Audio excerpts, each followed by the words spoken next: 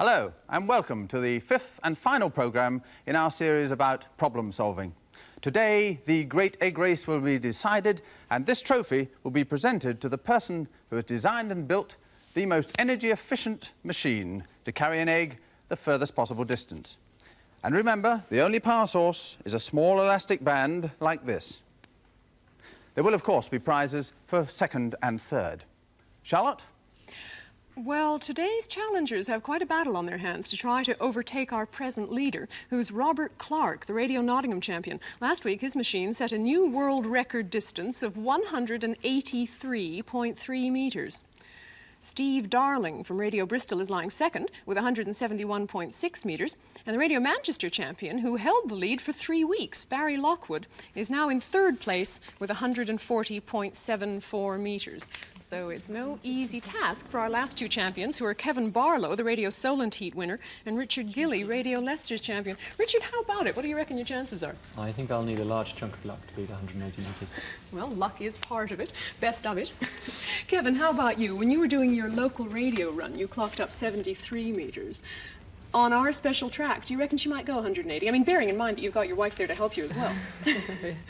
Well, 183, I might add, is a brilliant distance to get. And all these machines are manufactured to such fine tolerances for loading and everything else that you're good if you can get anywhere over 100, I reckon. Well, whether you can do it or not, we'll see in just a minute. Best of luck to you. But before we do that, I thought it might be quite a lot of fun to have a look at Richard Gilly's machine in action. So this is what Richard had to go through in his local radio heat in order to reach this final. Radio Leicester held their heat in the ballroom of the Centre Hotel, and some of the competitors got rather wound up, in a very elegant way, of course. Anyway, they soon had their machines on the move. This is Brian Phillips's rolling record.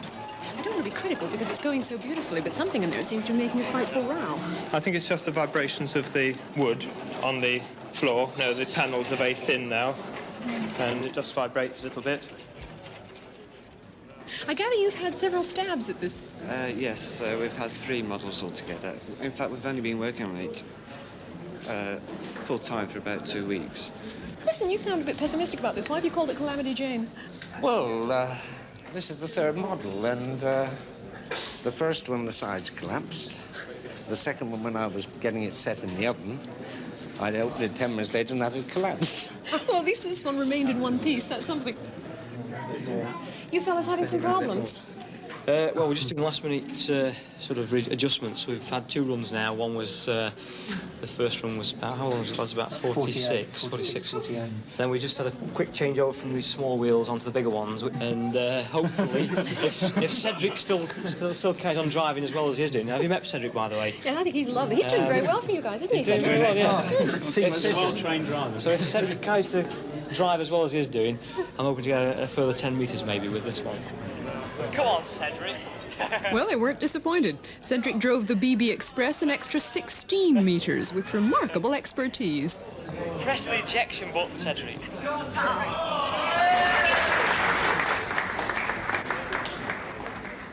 We first met Richard Gilly in the Double Yoker in Birmingham. He brought it along to Leicester with a few modifications. Well, the rubber band is at the bottom, as you can see now, and there's no outrigger at the back. And I've tried to improve the steering of it by putting a sight, so I can sight down the course. Ready, steady, go! It's quite a fast takeoff. Well, it's going a bit straighter this time. Oh, no, it's off again. Oh, no, it's veering madly to the right. Why is it doing that? I've probably not got the track right. It's pulling to the right there, probably because the front wheels are probably out of line. I'll have to have a look on the next run and see if we can rectify it. As the afternoon wore on, the competition between rolling record and double yoker became intense.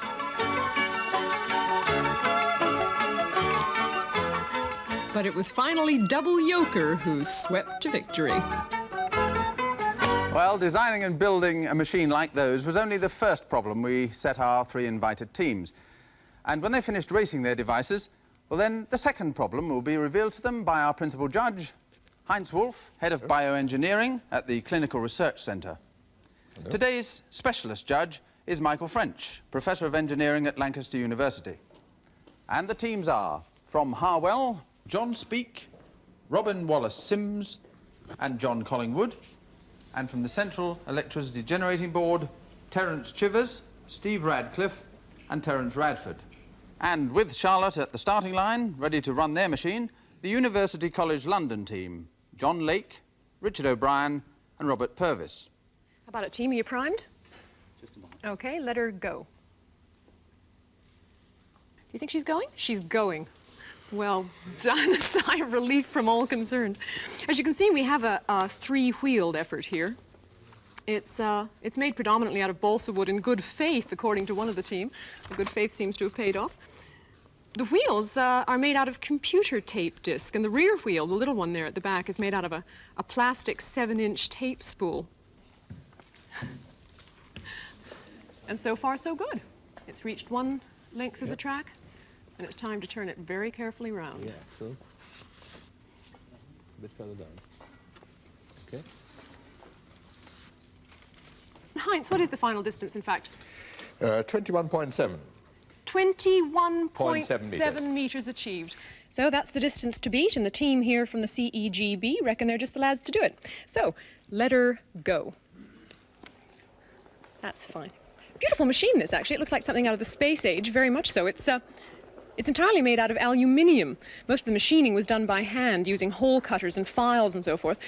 Apparently they decided to use ordinary engineering materials rather than plastic or balsa wood or whatever, because that's what they're used to working with. They say they're not very good model makers. Still, it looks as if they're first-class engineers. What did they get, in fact, Heinz? 30.6. 30.6, that's not bad. Is that more or less what you expect? Yes, it's about what we expected, given that we didn't put the enormous effort into this that perhaps some people have done into theirs. Well, thank you very much. You've done very well so far. We'll now see what the Harwell team can achieve. If you're ready down there, fellas, ready, go. And she seems to be going pretty well. Apparently it took the team about 20 hours to make this machine, mostly working in their lunch hours, I gather, whenever they could get together. They decided the design that they wanted to use fairly quickly, and it's quite a simple design, but effective. It's based on the stretched band principle, and there's a lever and pulley arrangement. And the idea is to give a constant driving force using the pulley to slowly pull the thread attached to the spindle, and there you are. So this machine is doing very well. It's now on its third run.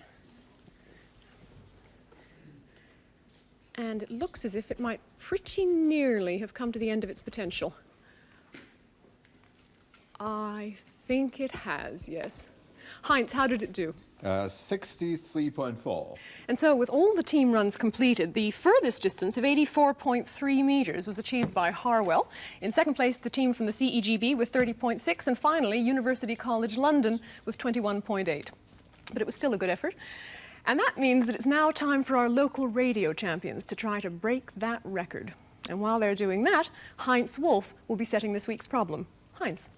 The task which we set our teams today is to construct a device which will have to stand behind this line here and which is capable of projecting an egg through this small hole here, this target hole here, and another device which is capable of catching the egg on this side without breaking it. So full marks will be earned if there's a completely smooth transition of egg from this side to this side here. And the rules are, furthermore, that the egg projector must be not more than 18 inches high, that the egg catcher mustn't be more than 18 inches high either. It must not exceed an area of 2 square feet, so it can't be very large. The egg mustn't have any protection around it while it's in flight, and to cap it all, you've got to do it in 2 hours. Now come along and you can open your envelopes. Further details in your problem in there.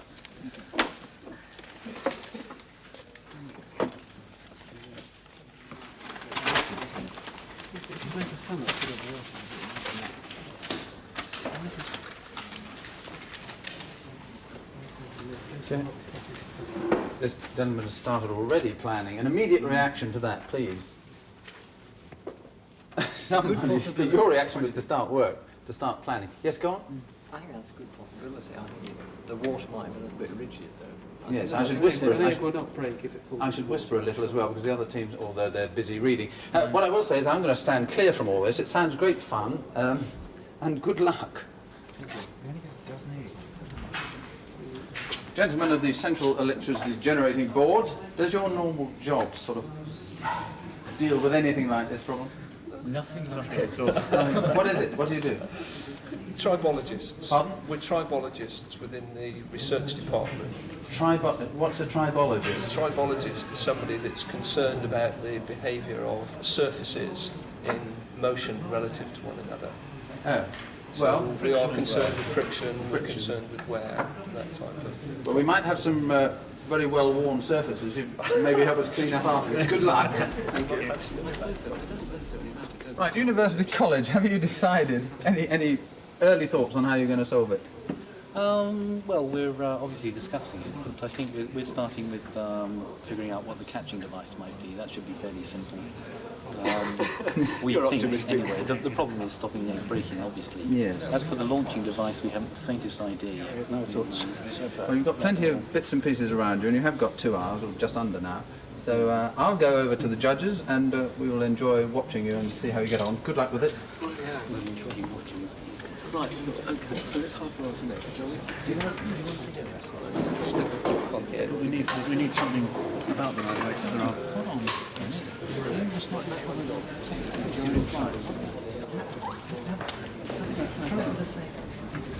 We've only, what other sources we got? We've only got those 2 rubber bands, haven't we? Is that right?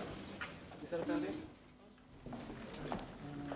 Well, with 20 minutes gone, Michael French, can I ask you, first of all, what is the purpose of this problem? I mean, obviously it's going to be fun, but I mean the sort of mental exercise that you're hoping it will bring out. Well, there's several aspects of it.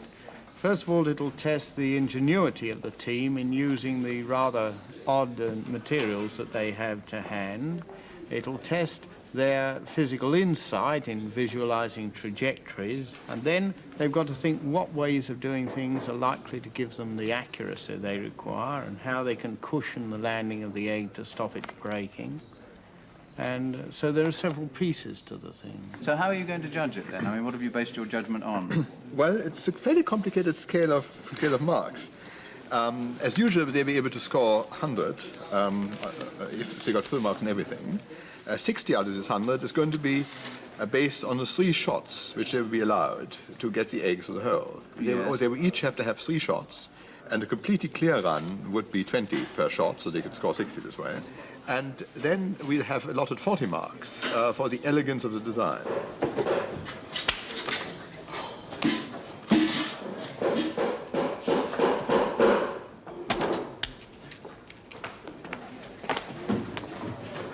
Well, the teams have used up 55 of their 120 allotted minutes, and certainly they're making good use of them now. Things are happening in all the sets. University College, Heinz and Michael, you've been along and had a closer look at what's happening. I would have thought that Harwell were furthest along and that they started work almost immediately, and they have made their catching device. I'm not sure their catching device is entirely legal in Nauru. I think it's a bit too big. Bit too big? But they've tested it using hand-lobbed eggs, hard-boiled, and it seems to catch those all right. And right, let's compare Harwell with the Central Electricity Board and see what they're doing.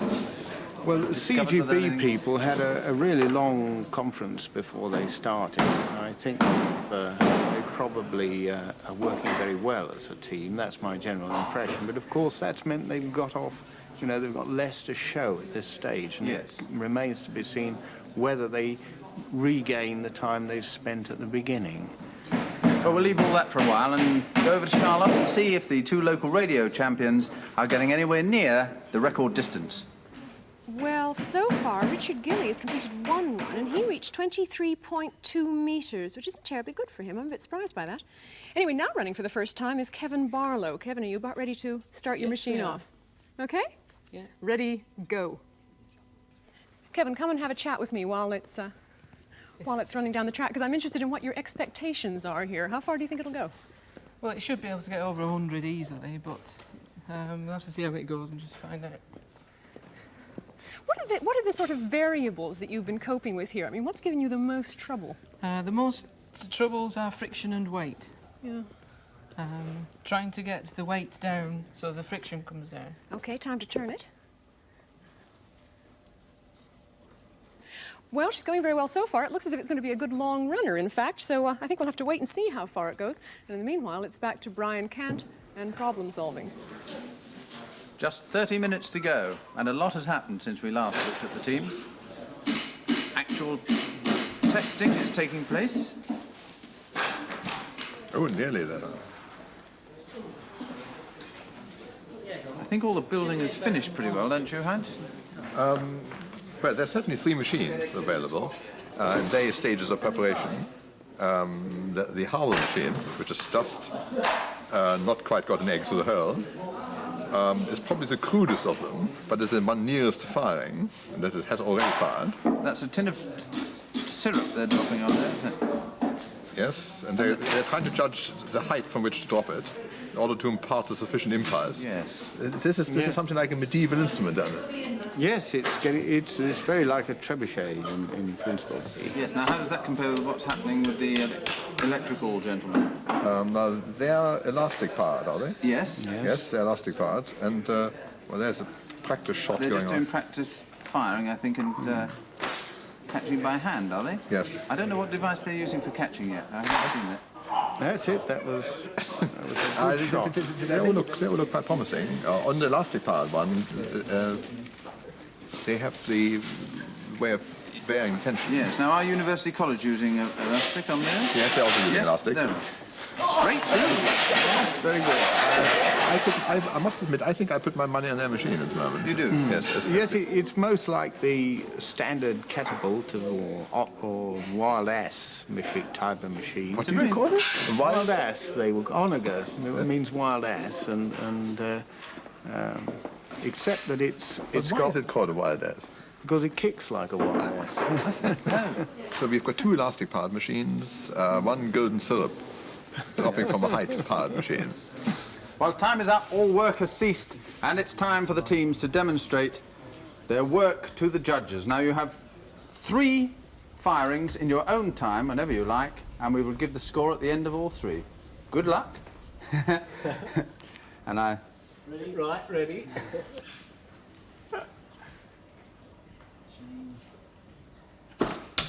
No. Missed! Well, it went through, hit the top, Right, back a bit and you're is in. broken. Well, one down. There you are. Second egg for University College. Straight through. Oh, no! There you are.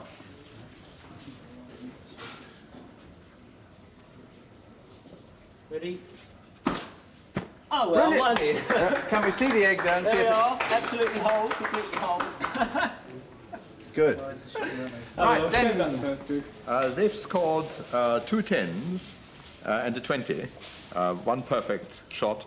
It was a total of 40, therefore. Total of 40 for University College. Well done. Tiptoe through the practice water of the central electricity generating board. Are you ready now? I see you've got a guard round it to stop a bit of the splash. 3 in your own time.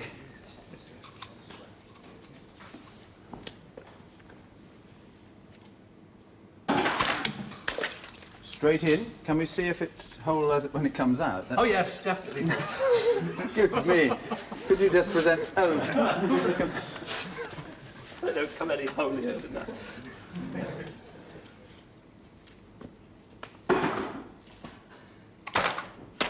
Again, I expect it's straight in, but it smashed against the foil, I think. No! Too closely. It's a slight crack, but nothing seeping out of it. I think that's the secret. OK, no, nothing coming out of that. Thank you very much. Can I have a bit of that? Right. Number 3. Or else... No, don't score. Don't score. Number 3. What are you doing? You've got one in there. 2 yolk are going. No, this is no yolk. And that's another one in. Can I inspect it? Yes, that's fine. The score, please. That's 2 whole ones. Well, that's 2 clear runs and a 13 with a total of 53. 53 for the Central Electricity Generating Board. Well done. And on to Harwell. Right, 53 to beat. You may drop your tin of syrup whenever you like. 3 times. Splat. That's what I've been waiting for. I did want just one of those. Okay, 3.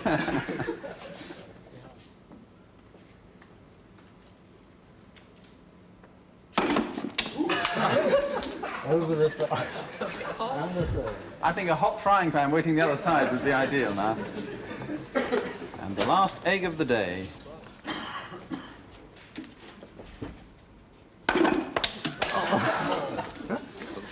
Score, please, judges. Well, there are 2 5s and a 10. This is a total score of 20. We used our discussion on the middle one, which went over the top of the target, we reckoned, and therefore, strictly speaking, came into our category of not into catcher but broken, which scores 10. So a total of 20. So we have, thank you, Heinz, 40 for University College, 53 for Central Electricity Generating Board, and 20 for Harwell. But we still have the scores for elegance or whatever. Heinz, please. Looking at University College London first, and looking at the elegance of their machine, we rather liked their launcher, which seems thoroughly workmanlike, and particularly the chain, which limits the excursion of the arm, seemed to be a nice touch. And we gave them 20 for the elegance of their launcher. The bucket with shredded paper in it as a catcher perhaps didn't quite live up to the promise of the elegance of the launcher, and we only gave that 6. So giving a total elegance mark of 26, which added to their score of actual egg flipping of 40, gives them a total of 66. Next, the CGB. Their machine itself was perhaps slightly less elegant than the UCL machine, so not very much, because the cup, which actually held the egg, wasn't quite as neat as that of UCL. So they scored 16 on their launcher. But they did perhaps a little bit better on their catcher, which went through a number of design changes. They had a much better catcher earlier on, which we really rather liked. But still, they scored 12 on their catcher, so a total of 28 elegance marks, which when added to their really rather good score of 53 on egg flipping, gives them a total of 81. And last, the Harwell score. Now, as far as elegance is concerned, their launcher was different from the other 2 launchers in that it used a dropping weight to give the impulse to the egg, and in principle, this ought to be more reproducible, and they should therefore have a more accurate machine. In practice, this didn't seem to be quite borne out. However, we assigned the elegance mark before we knew the results of the egg flipping, so they scored 18 on the elegance of their launcher and 8 on their catcher, which was perhaps a little neater and more advantageously shaped than some of the other catchers. However, their mark on actual flipping was only 20, so their total becomes 46. 46, thank you. But never mind, because Harwell were today's egg race, the team egg race winners. So well done with that. I hope you've enjoyed it. We certainly enjoyed it. Now it's time for us to join Charlotte for the final runs of today's Great Egg Race. And now we come to the climax of the Great Egg Race. The machine still in the lead with this seemingly unbeatable distance of 183.3 metres is the machine from Radio Nottingham. And it is beginning to look as if that's almost unbeatable. There's only one machine, in fact, at this stage in the competition that could beat it, and that's Richard Gillies. He's lined up, ready to go on the track now. Unfortunately, Kevin Barlow's machine packed up on him after the first run, which is very sad. But Richard still may have the luck on his side, if you're ready over there.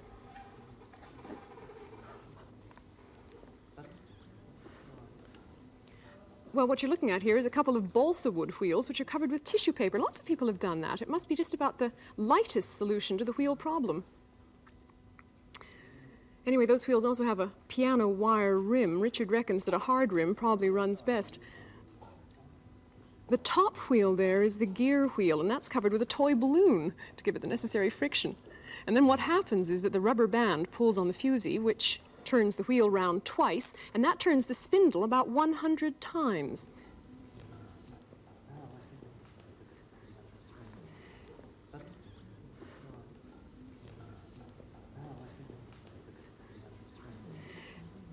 Certainly going very well so far, but I think it's sort of approaching crunch time. It's approaching crunch time. Heinz, what was the final distance that it did achieve? 63.3. 63.3 metres. Well, that's quite a respectable distance, but it's not good enough to get him onto our leaderboard. In fact, all of the machines racing today did very, very nicely, but not quite well enough to put them amongst the leaders. So the final positioning is this. Radio Nottingham with 183.3 win the competition. Radio Bristol are second with 171.6, and Radio Manchester third with 140.74 metres. And to present the prizes and the trophy, here's Heinz Wolf. Before I actually present the prize and the trophy, I think that something has to be said. I cannot say how pleased and impressed I am with the speed with which British technology has responded to this challenge. Only rather less than 3 months ago, during the first heat, the kind of distances we got were about 25 meters, and we thought these were jolly good.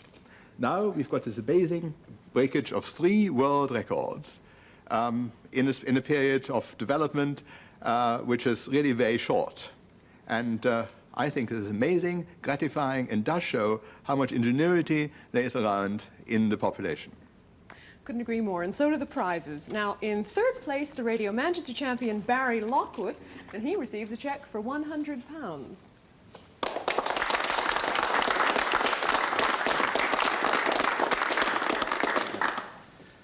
What triggered you off into doing this? I just saw the poster and I decided to try it. And you didn't think it was all harebrained? Oh no, but it's not within my field. It's I've learned a great deal from the exercise. But to some extent this was intention. Yes. Well done. And in second place, the Radio Bristol champion Steve Darling, and his reward is £150.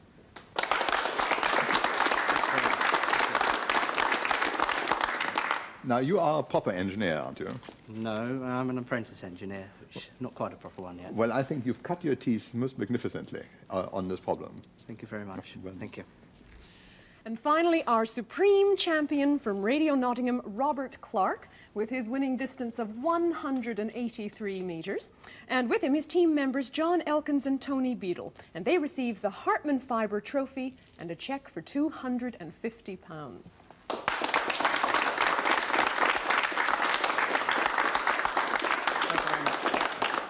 Well, let me say how much I admire you. And I think that your use of sophisticated materials like carbon fiber and the way in which you have used them is really most admirable. And if I didn't know from the start I was wrong and you would do something better next time, I would say that your machine is as near perfection as I thought it was possible to do.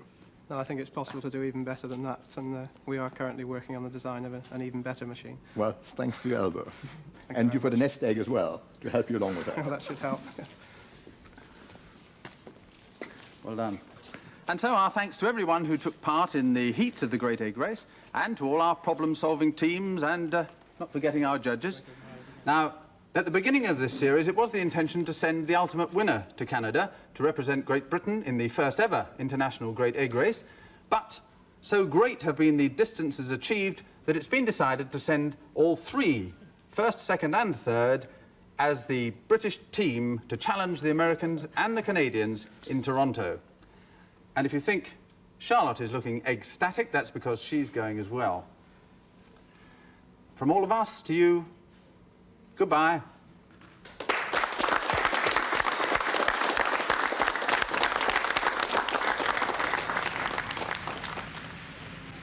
And in Toronto, the setting for the Great International Egg Race is the Ontario Science Centre, where eggmobile racing started. After a morning of practice for all the competitors, the Canadians hold their own championship. With a distance of 155 metres, Eggcentricity comes third for its owners, Robert McCallum and Chris Thompson from Toronto. Irene is second. It went 268 metres and was entered by 4 PhD students from Winnipeg. And Super Ego, designed and built by experimental psychologist Dr. Ian Howard, breaks all records with its winning distance of 279.31 metres. It did what I hoped it would do. It formed well, and I'm quite pleased with it, yes. When I was watching its performance, though, one thing struck me, and that is that the egg seems to be travelling awfully near the deck. Why is it riding so low? That's because of the need to keep the centre of gravity down. That increases the stability of the machine, and also, of course, because the wheels are so small. The wheel has to be small because A smaller wheel is more stable, a smaller wheel is lighter. Yes, but a larger wheel will carry it farther It for will. each revolution. Correct. Therefore, if you use a small wheel, you must increase the gears in the machine here. These two gears here compensate for the smallness of the wheel. What was the fascination of this for you? Just interest in this mechanism that arises from playing with Meccano, you know, and also I am an experimental psychologist, which does mean I have a hands-on technical apparatus and so on.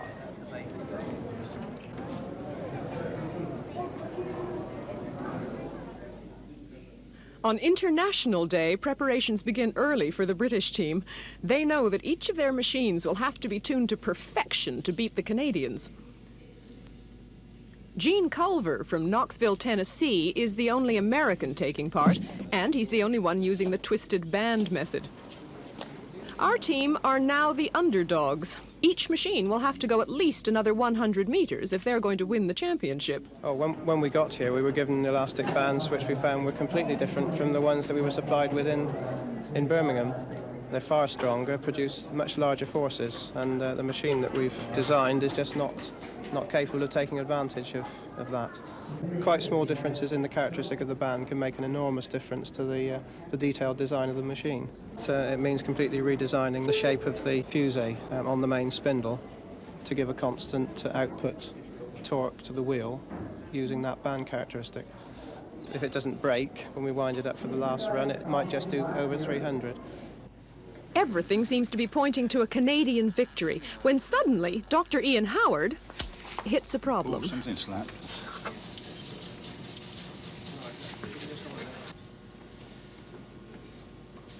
It's jumped out of its slot. It's locked in there, and if that goes, that tension goes, I can't wind it back. There's no... Hold it with pliers. Next, the draw for running order is held by the organizer and chief judge, George Vandeker. In order, it's America first, followed by Radio Bristol and Radio Nottingham. The three Canadians are bunched together, and then Barry Lockwood from Radio Manchester. The American machine gets off to a good start, but after the practice sessions, Gene Culver doesn't rate his chances very highly. And his first run finishes at a distance of just over 50 meters. Steve Darling on the starting line for his first run. Now, what can he do? Remember, Steve reached 171 meters for his second place in our competition. He reckons his machine could exceed 250 meters with the stronger Canadian rubber band on this track. But not on this run. However, he has improved his own personal best by 7 meters. Now it's the turn of our champions from Radio Nottingham.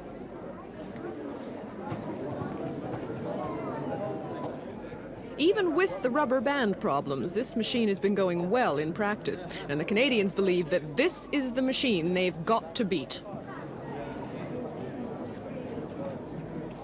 Now on the track, the Winnipeg team, the first of the machines from Canada. It went 268 meters in the Canadian finals, only 11 meters behind the world record distance set up by Dr. Ian Howard.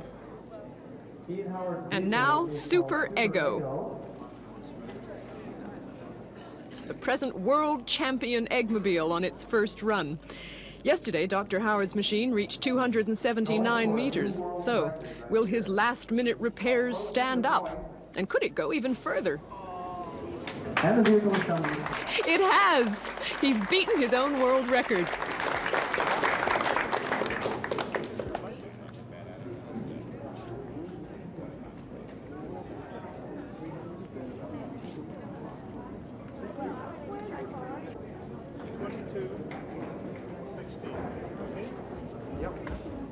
Dr. Ian Howard's machine went, if you're ready for this, 322 meters.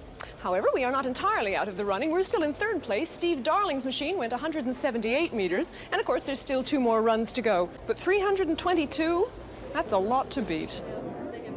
Steve Darling's second run. Now, can he get everything just right this time? Before the International started, Steve was telling me that this 30-metre by 3-metre track has some very deceptive hills and hollows, so it's very important to select the right line to get maximum distance. Well, now it's Radio Nottingham's turn to see what they can do.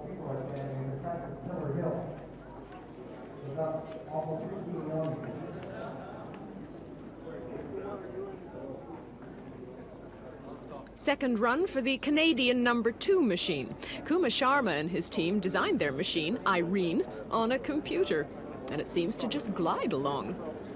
And at the end of the second run, the situation has improved considerably, because now in the lead is our very own Steve Darling with a distance of 351 meters. Now that makes him the individual leader. As far as the team competition is concerned, however, we're second, but it is very, very close. So it really is all down to the third run. The variation in the performance of any one machine at this stage could tip the scales either way.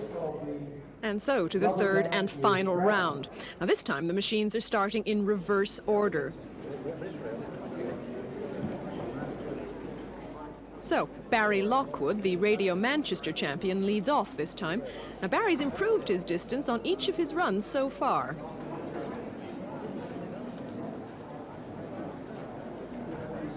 Question is, can he go even further this time?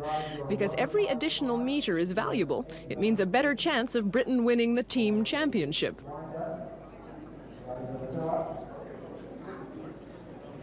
It's 205 meters, 40 centimeters. 205 meters, which means that he's bettered his previous distance by 17 meters, and that is enough to put the British team ahead in the team competition. McCallum and Thompson on their last run.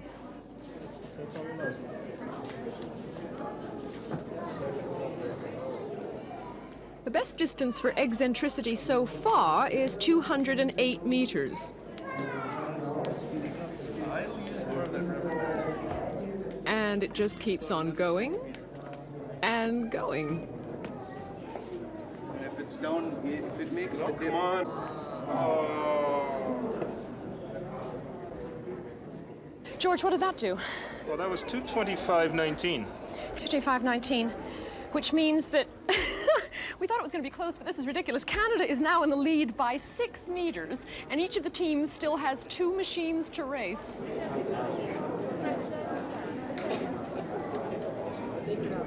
And Ian Howard starts his last run.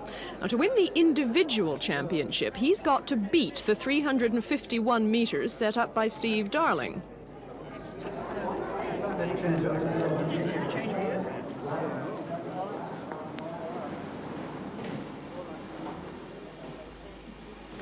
And that's it. Oh, it looks very close.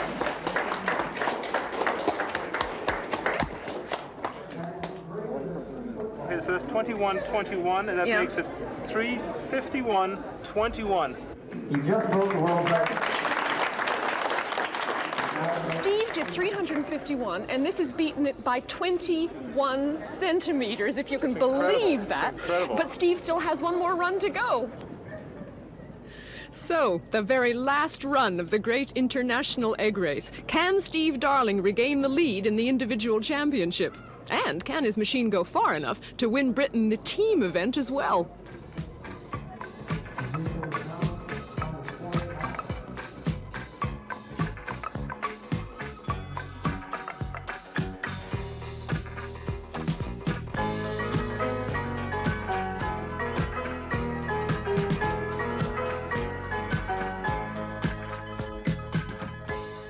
Well, he's now completed 11 laps.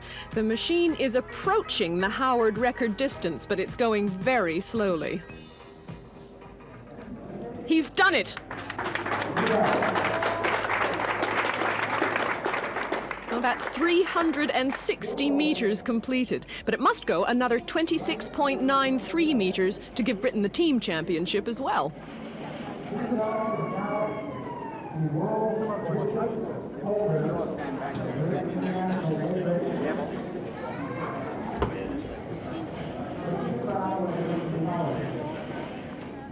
And it's stopped. 368.29. That's the world record. Congratulations, that was a good race. Thank you very much. Enjoyed it. the end of today's competition, these are the results. Steve Darling won the individual championship. Well done, Steve. And the Canadians won the team event. Also well done. And so from Canada and the Great Egg Race, goodbye.